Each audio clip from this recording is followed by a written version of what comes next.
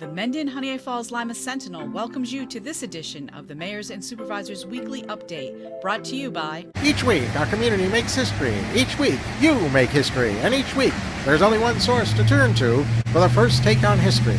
You know what that is? Subscribe to the Sentinel right now to discover the history being made in your own backyard. The Mendon-Honeoye Falls-Lima Sentinel. More than just your news, it's your history. Hey, welcome everyone to this week's version of the Mayor's and Supervisors Update. I'm Chris Carosa, publisher of the Mendon-Honeoye Falls-Lima Sentinel, and each week we bring you the latest goings-on in the villages and towns that we cover. This week we're starting off with Rick Milne, Mayor of Honeoye Falls. Rick, how are we doing in Honeoye Falls? Well, we're doing good, Chris, and thanks again for the opportunity. It's great to see everyone. Really, in the village of Honeoye Falls, the big news or the big push this past week and in the next couple weeks is going to be the Hyde Park project. That has started.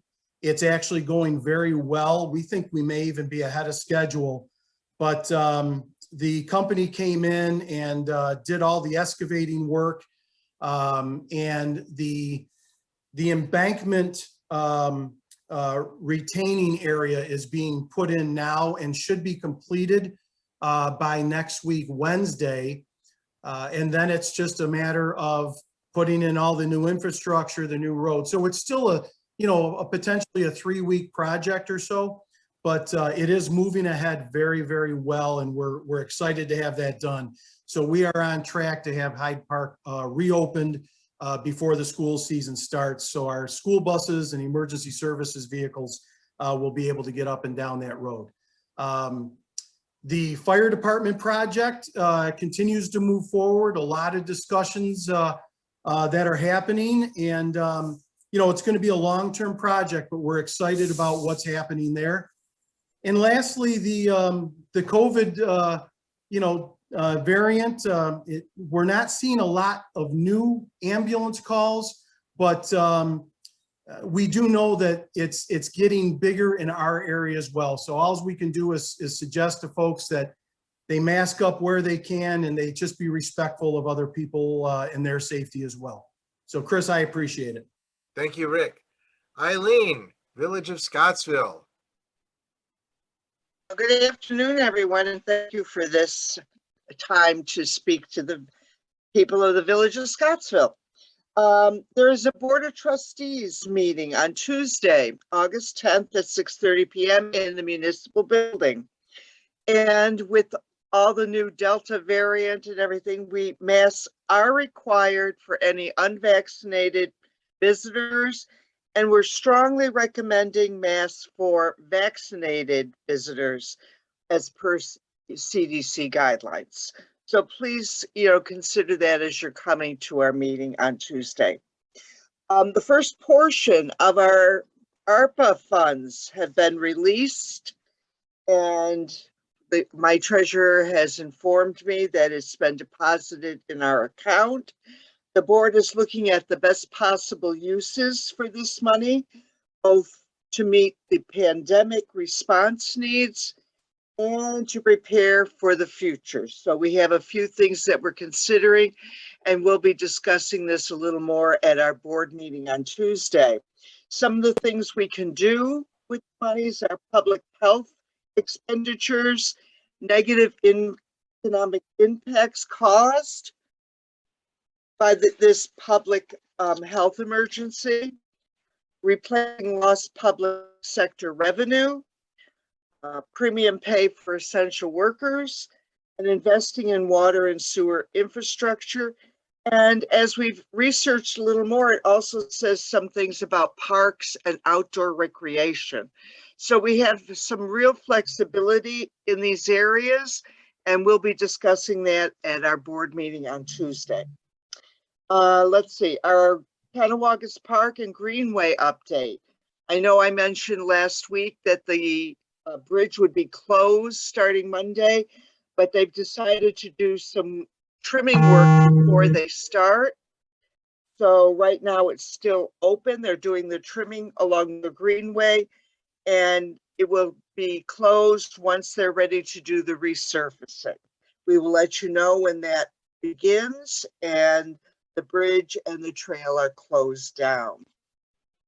And let's see, the updated website is up and running, and we've been reviewing it, the website, and have sent some revisions to our the Genesee Penny Saver who built our website. The glitches are being corrected, so keep an eye on that, and you'll see what's going on in the village. Let's see. Oh, and some happy news. Longtime residents and former village employees, Shirley and Hermione, are celebrating their 70th wedding anniversary.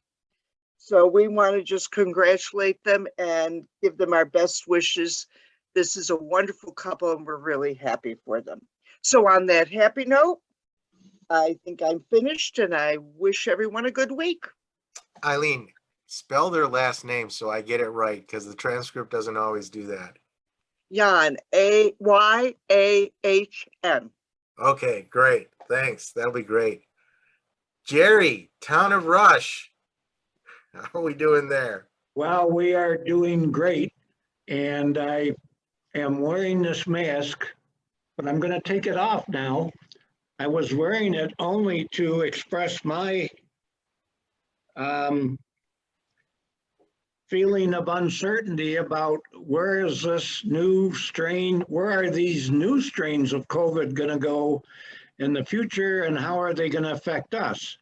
I happen to have had the COVID, as you know, and I happen to be a fully vaccinated resident, but I'm not a scientist, so it's hard for me to hear all these different opinions about what is going to happen, how fast it might come, et cetera, et cetera. So I'm going to be one of those who plays on the safe side and not only rely on my previous infection with the disease, but also my vaccinations and my mask.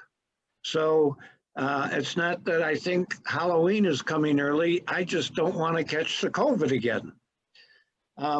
Any variant of it. It was not a fun experience. I want to add that we also have received our fund, the first of 2 fund payments. And while that seems like a whole lot of money, when I think about what our needs are, and I'm focusing especially on treated water to certain neighborhoods in town, it hardly makes a drop in the bucket when you consider the cost of bringing water in. So I think we're going to be relying heavily on grant applications and see where that takes us. I am planning a meeting sometime in the next probably month or two where we would have our state assembly person, our county legislature. I'm going to have a couple of engineers from local engineering firms, and we're going to have a public meeting and just let people know we'd love to put water throughout town, but the cost of it is prohibitive. And even when you get the state controller's office involved, who makes a determination as to whether or not the people can afford it, it all becomes a very big kettle of soup with too many cooks, in my opinion. I think treated water is very important to people. I hear people say, yeah, especially with kids. Well, I think it's even old people. I wonder why I think that. You can look at me and guess why I think that, because treated water is the right thing for new infants and old souls like myself. I also want to make an announcement that we are in the process of starting our budget season, and we will have department heads split up into 2 different presentation meetings. That will be posted on our website, and I hope to see a lot of people there. Traditionally, residents don't tend to flock at budget meetings. I don't know if that's because they're boring or what, but it's the residents' money that we are allocating for expenditures on different things. And I would think they'd like to know where their money is going. I guess that's about all I have to share today. And I thank you, Chris, for providing us with this platform. Well, thank you, Jerry. Mike, the town of Lima. Good to see that you made it out of last weekend in one piece. Barely so. We had a really great time with the festival and everything, but usually takes me a couple of weeks to catch up on my sleep afterward. The town of Lima did have its board meeting though on August 3rd. And because the town board members are the commissioners of the 4 water districts that the town operates outside of the village, we did take that opportunity to do the annual setting of the water rates. Water District 1 will see a decrease in their quarterly fee from $45 to $10. This is Idison Road, half of Martin, and a couple houses on Bragg Street. Water costs are to remain the same at $605 a thousand. Water District 3, no changes, $45 a quarter and $605 a thousand. Both of those districts are supplied by the City of Rochester water supply, and the City of Rochester did not increase their rates. District 3 is the rest of Martin, Bromley, and a couple houses on York. Water Districts 2 and 4, however, they will remain at the $45 a quarter and an increase to $680 a thousand.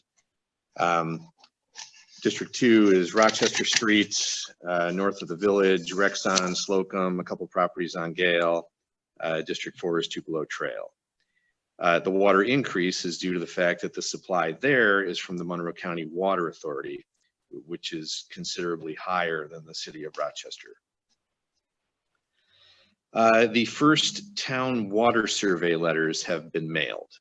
So if you live outside of the village of Lima and you do not have public water, you will be receiving one of these survey letters, which will encourage you to go online and fill out a very quick survey so that we can see where people's minds are. Please follow the directions, take the online survey. If you have any questions, call me at the town hall, 582-1130. I am also working on our town's 2022 budget presentation. It'll be presented to the board at the September 7th meeting. Some things, of course, are unavoidable, and every 4 years we do a complete reassessment. The town-wide reassessment is in 2022, and that means that we will incur extra hours in the assessor's office for the assessor and the assessor's clerk. So it's always a huge jump in their budget, and then the year later it goes back down because we simply don't need the amount of time. Our goal is to stay underneath the 2% cap, and we will see how we do with that. The town did receive its first draw of the ARP funding. There is a formula that sort of came out in the FAQs with it. That's our first stop.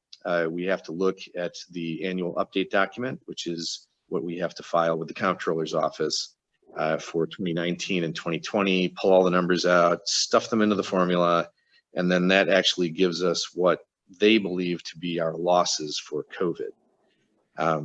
We can then take the COVID losses and put them against the ARP funding to sort of defederalize it and move it, into our regular budgeting area. And then the balance of it is sort of trapped in the 5 things that were mentioned before about what you can do with the money. So we'll see how that works. Probably in the next couple of weeks, we'll have an answer there. Let's see. The National Night Out for all sheriff's departments is August 17th. The Livingston County Sheriff's Department will be celebrating National Night Out on August 17th from 6 to 8 p.m. at the Leicester Village Park, which is right in the middle of Leicester. you'll be able to go there and see the SWAT team, the Mounted Patrol, the K-9 unit. If you have a child seat in your car, they will inspect it. If you need a new one, they will put one in for you. They also do safe kid IDs and that kind of thing. If you are interested in joining the Livingston County Sheriff's Department, they will also have recruiters and people there that can explain things and hand you an application if you do like what you see. You have several opportunities coming up for different kinds of waste collection. Livingston County, of course, is part of the Genesee, Livingston, and Wyoming group that has a major collection event, a pair of them every year, and it rotates. So this year, online appointments, you can email glow@co.genesee.newyork.us to get one. The household hazardous waste collection is going to be Saturday, September 18th in Rock Glen, New York, which is our Wyoming County site, 9 to noon. And again, appointments are required. The electronics collection is the following Saturday, the 25th, also in Rock Glen, 9 to 12. And again, appointments only. Along with that, Senator Gallivan's office is having a electronics collection. And this again is a pre-register to participate. And there are a bunch of different dates and locations. So in order to get there, you would go to sunking.com. That's sunking.com/events to look for Senator Gallivan's collection events at a place near you. And that's all I have, Chris. All right. Thanks, Mike. Anybody remember anything they might have forgotten to say that they wanted to add? I do have one thing to add. I got word from our DPW that in terms of garbage and recycling collection, that our transfer stations have been inundated and haven't been able to keep up with transferring the waste and the recycling. So because of that, the difficulty in getting it to the correct sites, there may be a slowdown in when we pick up trash and recycling in the coming weeks. So please keep an eye out on our Facebook page and our website, and we will let you know if we're moving the days for garbage and recycling collection this week in order to accommodate this difficulty they're having in handling all of the trash. So please keep an eye out. It will just mean a delay in the pickup during the week, but we want to let everybody know so they don't think we have forgotten them. So thank you. All right. Thank you. And thank you all for being here this week on the Mayors and Supervisors Update. We're here every Sunday at 1 o'clock on our Facebook and YouTube channels. That's it for this week. You can read the transcript in the paper, and we will see you next week. Bye-bye for now. Bye-bye. Take care, everyone.